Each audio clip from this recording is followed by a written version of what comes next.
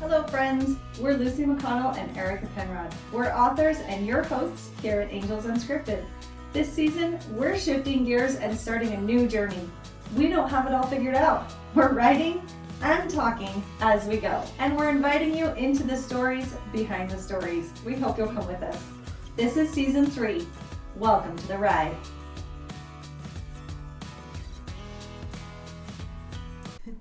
Hi, and welcome back to Angels Unscripted. I'm your host, Lucy McConnell, with my dear friend and co-host, Erica Penrod. Hiya. Hello. Happy to be here. I know, I'm so excited. We're on episode 4, season 3, episode 4. Wow. So we're cruising. we are. Time I feel like is it's going flying. fast. I know, and yet not fast enough. Mhm. Like, there's Yeah. so much that we need Yeah. to do. It flies by really fast every single day, but at the same time, I'm like, we're not close there yet. We're not to where we need to be. So it's just one of those. It's a journey. It is a journey. Yeah. And it's a great journey. Yeah. Yeah. I wanted to say, as time flies by, I was going to say, time gallops by. Yes. Just going, all things horses, all things things ranch. My brain is just like there. That's where Yes. I'm living now, which Good. is so fun. Welcome I to the love ranch. it. Yeah. Welcome to the ranch, people. Yeah. We're all there. So, this week, personal friendly update. My daughter did her photos for the Queen stuff. Ooh. That was really awesome. That So was with her fun. court, and they were just the most amazing, wonderful people, and Good. all such great. Also, the little mini court. Uh-huh. Oh my gosh, they're so cute. Cute little Yes. cowgirls. Oh my gosh, I am so in love with this. Aw. Like, it's adorable. You'll have So, to post a picture. I would love to. Yes. That's a great idea. Yeah. Let's post Let's a put some picture. out. 'Kay. Yeah. 'Kay, Well, that's fun. and I actually got to spend a little time in the arena with your daughter Yes. the other night. Yes. And that was really fun. We just She was there bumped for circles practice a little bit and had a little conversation. So yeah, it was lots of fun. She's fun. So Yep. Yeah, good Favorite times. place to spend time with people is in the arena. in the arena. It's Yep. Lots of fun. amazing. So Okay. yeah. Last week. Last week we asked our viewers, Big question. huge question. What do you want? What do you want? What do you want out of life? What do you want in life? What do you want Yeah. in general? What do you want? Like, I think if you want to freak people out in a conversation, Mhm. ask them what they want. Yeah, nobody knows. No one knows. Yeah. Because we're all scared to let ourselves go there. Yeah. Like, I think it's like we don't want to be disappointed. We We don't want to expect something that's not going to happen, Right, which is we don't- disappointment. But yes. it's also like I've been down that road before, and yes, I've hoped expectation for something. pain. Yeah, Yeah, all Yep. those things. Did you So- say expectation pinging? pain. Oh, expectation pain. I was like, I am not sure Let's that's a say, I know word. I do have an accent, but yeah, no, expectation pain. Pain. Like, yes. Okay. just that pain that comes with expecting, hoping something to happen, and then when it doesn't go, Yes, you're the letdown. disappointed, and so Mhm. yeah. Yeah. So Yeah, I we've wonder all how been many there. people have actually stopped and thought about what do you want. I hope you did. I hope you I- thought about what you wanted. And if you I remember when we first, because we've done this journey, we've been on this journey of exploration and stuff, and we asked ourselves a year ago, what do we want? Was that mine or yours? No, it's mine. Sorry. I was like, it might not be. No, it's not mine. It I don't was think. mine. It was your. I'm like, it's not. Sorry me. about that. It might ding again because it's clear over there, and I can't turn it off from here. So Yeah. if we have This is a somebody, real life. we're happening. podcast. It's happening. Yeah, it's fine. So anyway, so when we first did that, I kept thinking, what do I want? What do I want? Like, I had a blank. I had a blank slate in my brain. I'm like, what do I want? What do I want? Like, and so it was really a hard thing for me to narrow down myself, like to pin myself down and find out what I wanted in my own life, which is, I feel like it's now looking back, I'm like, that was ridiculous. Why did it take me so long to figure that out? I mean, literally weeks I was asking myself, what do I want? What do I want? And I'm just wandering around the house randomly asking myself, what do I Yes. want? Out loud. But I think the key for me was giving myself the freedom to actually say what I wanted without feeling guilty about it. Wait, why would you feel guilty? Okay. Where did the guilt come from? I think for most of my life, I was a stay-at-home mom. And my focus has always been raising children, serving in my community, in my church, you know, being a good friend, doing all those really great things. Yeah. My focus was never on a financial goal personally for myself. Okay. You know, my husband, of course, he was bringing in the money at the time. So when I started my career, I started writing books with the intention of just putting good stories out there. Yeah. And so I know we had many of those conversations. Yes, like this isn't about the money. Right. This is about me using my talent, writing good stories. Right. So for me to actually explore the idea of financial success, like for myself, that was big and scary to actually admit out loud, this is what I want. Yeah. And then as we studied and found all of this like information and new awareness that fits so perfectly with my beliefs of who I am, of who I want to be, and that prosperity only allows me to be a bigger person. Like to do all of the wonderful things I wanted to do. It was like the weight was lifted off my shoulders, and I was like, oh, so this is good for me to want this, to want more. And so for me, that was the thing, is like taking the idea of money and everything else in my life and marrying the two together and seeing that that is where I create this big, beautiful life that allows me to give in a bigger capacity. Yeah. I love it. It's beautiful. It doesn't feel selfish. It feels empowering. I love that. Yeah. Yeah. I think, so I had several random crazy thoughts while you were. Let's hear some of those. Okay. One of them is the generational programming that we've all had. So we were raised by parents who were raised by parents that went through the Great Depression, right? So you have the Great Depression, and there was just not a sense of abundance. It was everybody's, and for most people. But the next generation, at least on one side of my family, was very proud of being poor. And I don't know how, like, so for example, I remember my grandmother saying, we learned a lot of lessons being poor. Like there was a lot we could learn by being poor. And it was, I don't want to say, I don't think pride was the right thing, but like an acceptance of circumstances, and then kind of like this learning to be happy where you are. Does that make sense? Which is not necessarily a bad thing. It's not a bad thing. No. Accepting things is not a bad thing. So I'm not saying live in denial, but so that was my grandmother, was that generation where she was like, look where you are and learn from where you are. You know, so then that's what they raised their kids to think like. So then we are raised with the be grateful for what you have mindset kind of a deal is what we got. And there's, never ever am I going to say gratitude's a bad thing. Be grateful for what you have. But also don't let it limit you. Like don't only be grateful for what you have. And I think that's where it stops. You can get stuck. You can get stuck. I got stuck there too. Only be grateful for what you have, not expect more, want more, desire more, go for more, dream bigger, like build, the whole kind of thing. So I think that there's a generational process there, that if you have that mindset, it might not even be because you wanted it. It might be because that's just kind of the way that generations have worked out. That was the paradigm that was given to you. Yes. Like most of us did not create our paradigms. No. We are very unaware of the paradigm that we grew up with. Yeah. And I love the idea of, as I was on this journey and still am on this journey, I had these desires that I just love. There are certain things that I just absolutely love. And sometimes I would feel bad about that.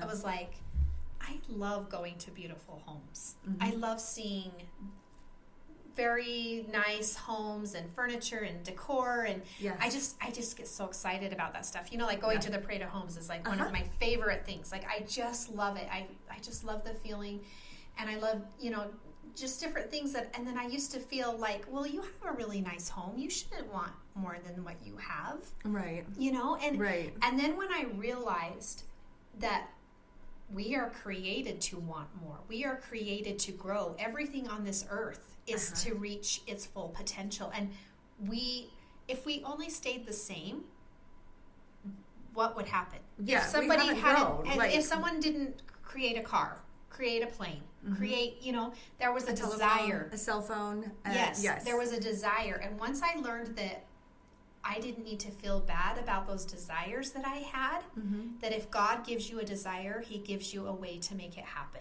Yeah. And I was like, oh, and I love that because that's through me showing action. That's me showing up in the world. That's me being a good human. Like, using my talents.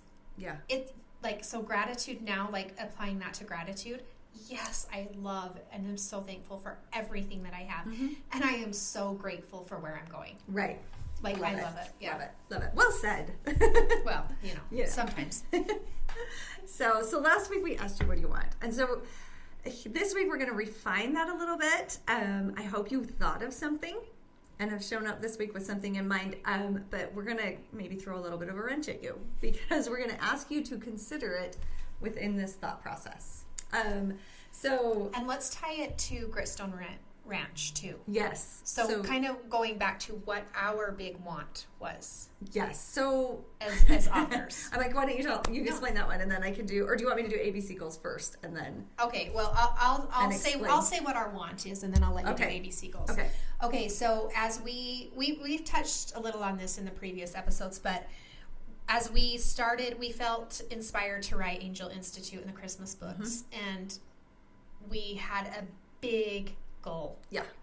1 million copies sold. Yep.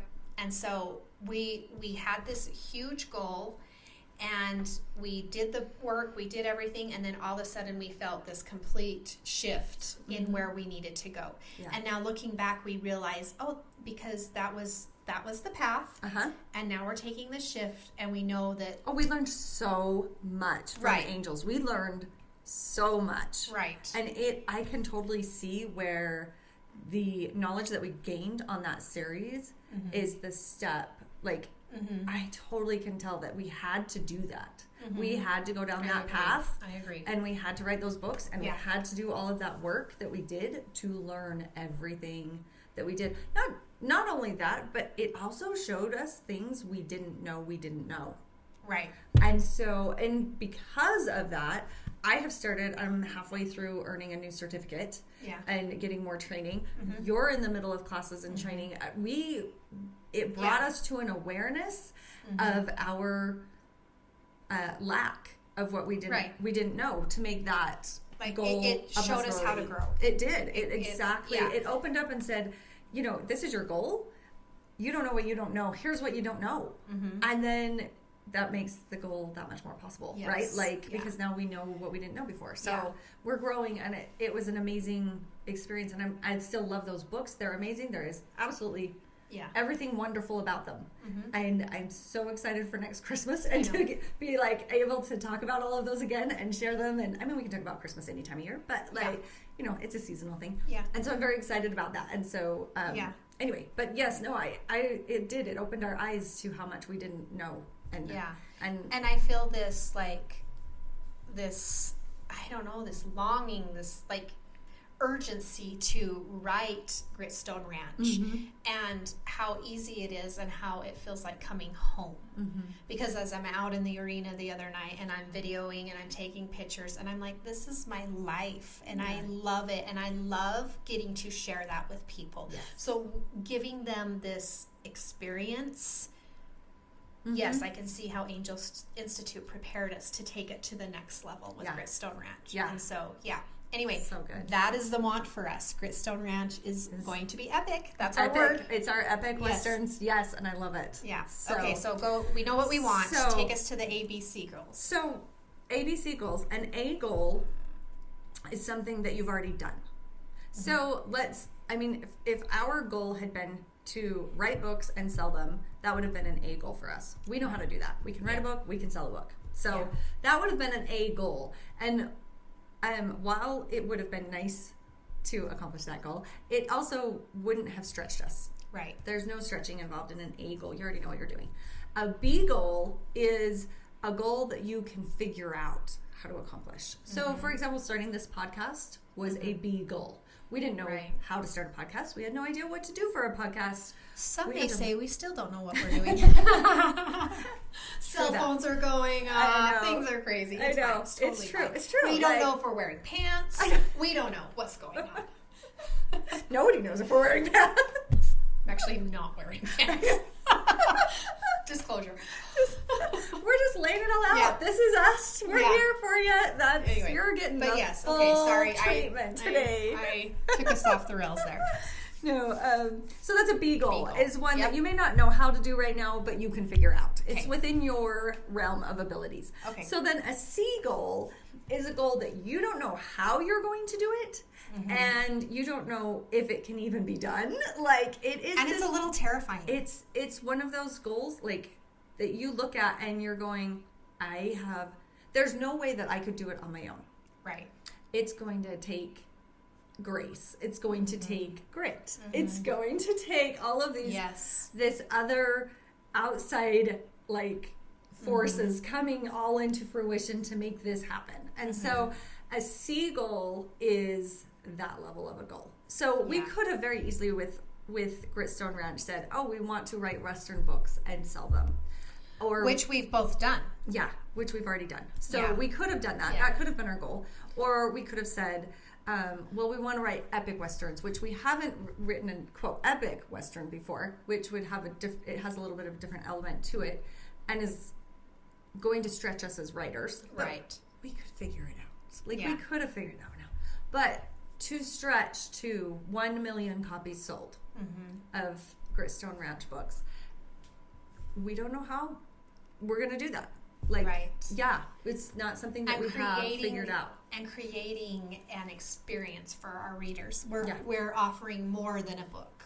Yeah. We're offering a website for people to go to search families, to like find out there's more stories. You find out why these characters are who they are, why they are the way they are. And a cookbook. Yes. How fun. We're eventually merchandise. So I'm so excited about this cookbook because I love, like, I used to write cookbooks. Okay, so that's not a C goal for you. No, writing a cookbook for me, is not might be. a C goal. I've contributed my, that looks good. Put that in. But, but so writing a cookbook is not a C level goal for me. But I'm really excited about it because I'm like, hey, guess what? I love sharing recipes. I love getting really good recipes. And I'm really excited for readers to eat the foods that we eat all the time. Like to get a literal taste of life on the ranch. So good. So do we want to talk about the cookbook tonight? Are we going to, if we're going to tell them that we have... Well, I guess if we're announcing that one, we should just talk about it, right? So it's... We're all like, we're going to tell I feel like this should have been a little more prepared. But again, sorry, we're just throwing this out there. Okay, we're rolling with it. So the cookbook is going to be free. It is a mini cookbook in that there are 5 dinners in this cookbook. So it's not a full entire 45 to 60 recipe cookbook. But it is grouped by dinners and meals, which is fabulous because that's how I have always prepared meals. I'm like, this is the main dish, these are the 2 sides that I cook with it. I know. Or this is the main dish and this is the dessert that always gets served with this meal. Like, we just know, and it's comfort because, and it's what, my kids know what to expect when I'm like, oh, we're having the roast for dinner, and they're like, oh, I also know that we're going to get this and this, and anyway, so that's so that's how we've organized it, which is a little bit different, but it's how we cook on the ranch. So this is where we're going with it. Yeah. And I love the cookbook has all of the ranch elements like that go along with our stories, and just these meals kind of would be in our books. Yes. Yeah. In fact, we're writing them in the books. So these are going to be things that our characters eat and make and enjoy. And so I'm really excited to share that. And the best part is it's free. Yeah. We are giving away this cookbook. We want you guys to have it. We want you to enjoy it. We want you to feed your families, feed your friends, have a ranch night, have a ranch themed dinner party, like all this stuff. Enjoy. We are giving you the recipes for free.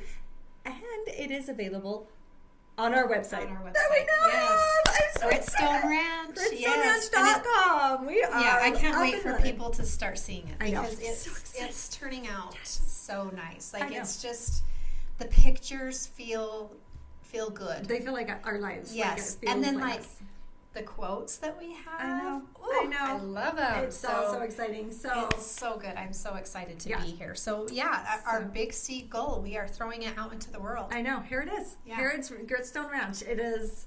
It is there. So gritstoneranch.com is now up. You can go over, get your free cookbook from us, which is super exciting. And then, you know what? I'd love it if you take pictures, take pictures and post them on social media. Tag us. We want to see them. Yeah. So that's okay. So fun. We know what our C goal is. How do our viewers, our readers, how do they tackle a C goal? If they can do the A goal because they already know B, I know. It's within reach. I can make work. How do you go about?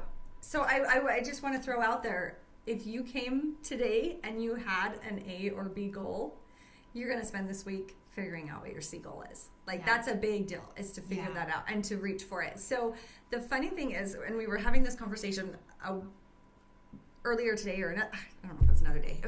We talk a lot. so yeah, we were having this conversation, and we were talking about how last year's C goals, we've upped, we've raised for our personal lives. We each have our business ones, and then we have our individual ones. But for our individual lives, we've upped that goal. Yeah. And you can do that. You evolve and you change and you grow. Your C goal is going to grow. I have a major C goal out there.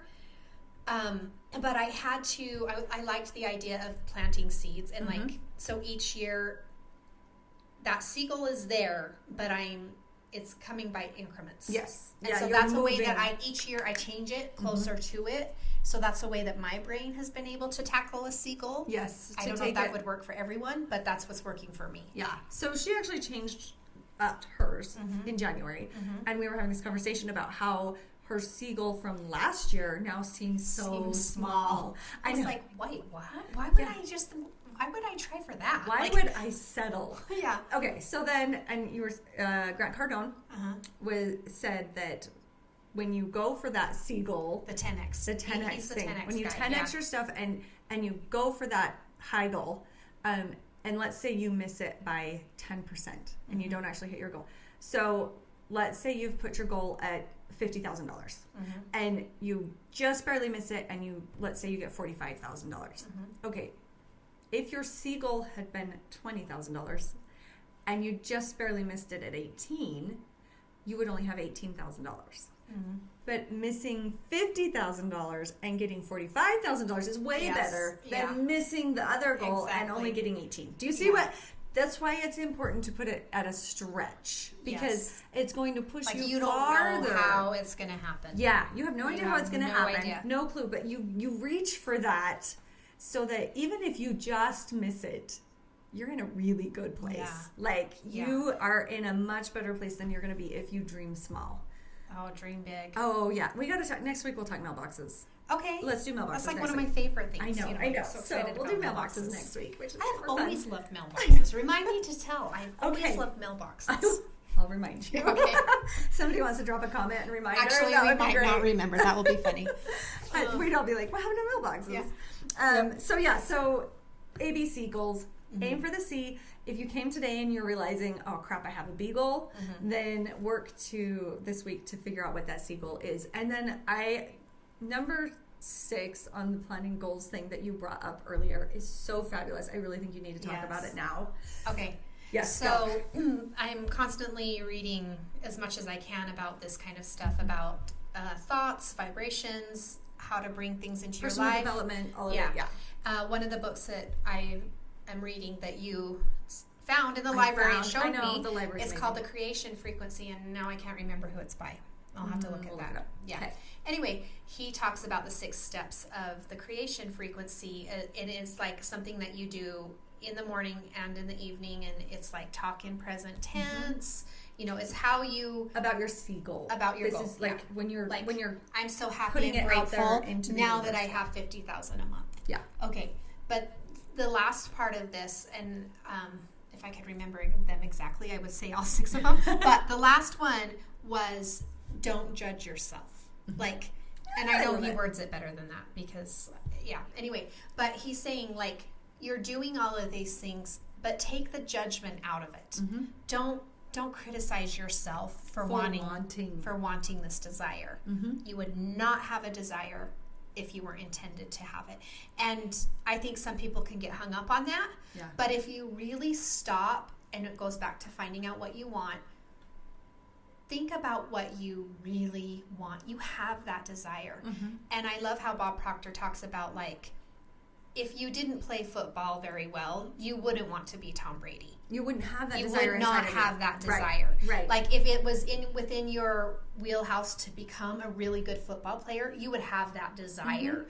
So I know if we get in tune with what our desires are, that's how we can go to these places. That's so interesting, because what is the movie about the long jumper, the Olympic long jumper? What is the name of that movie? Eddie? I don't remember. Eddie something. I don't remember. Eddie's his name. Okay. We're doing really good with names As today. a child, I know. As a child, he had a huge desire to be an Olympian. Like, that was his desire. And the desire led him along until he found his love for long jumping. Okay. And so it was, I mean, he went through skiing, like he went from through other their stuff. soul. Like, yes. But he knew he had the desire. Sorry about the phone, guys. It's going to be a second, because once again, it's all the way over there. And I cannot reach it from here. That's hilarious. We'll just... Can you sing? Oh, 30-second intermission. Okay. We're done. We're back. Yeah. So he had that desire to be an Olympian. And what you're just saying, if you don't have it in you to be that thing, you wouldn't have the desire. Right. He didn't know how it was going to manifest. He had no idea. He started skiing. He tried other things. He tried, like, I mean, the montage is hilarious. Yeah. About him, like, getting broken bones and whatever. But, like, the idea that he had that desire within him, and somehow it was going to manifest, and he just persevered and persevered and persevered until that desire was met, and he became an Olympian. So I think about that, and I'm like, that is an incredible thing. So I was teaching. I actually went in and did a guest speaker at the local high school, and I talked about being an author, and I talked about writing. I mean, there was a ton. We talked about a ton of stuff, and it was fabulous. And this one girl raised her hand, and she said, "How do you know if you have talent to be a writer?" And I had thought about all of the stuff. I mean, it just like flashed through my head. And I looked at her and I said, if you have a desire in your heart and writing feeds your soul, you have talent. That's all it is. That's all it takes to have talent as a writer, is that you have the desire in your soul and it feeds you to do this. Yeah. Then you're done. You have the talent and you don't need to question it anymore. Yeah. And it was like, I don't think I came up with those words. I think that was me compiling them from all the stuff that we've read. I just happened to get them out in the right order. I was like, and I love it goes along with, so in my other life, where I'm a professional organizer and a KonMari consultant, the KonMari method by Marie Kondo, the first thing that we ask clients is, tell me about your ideal life.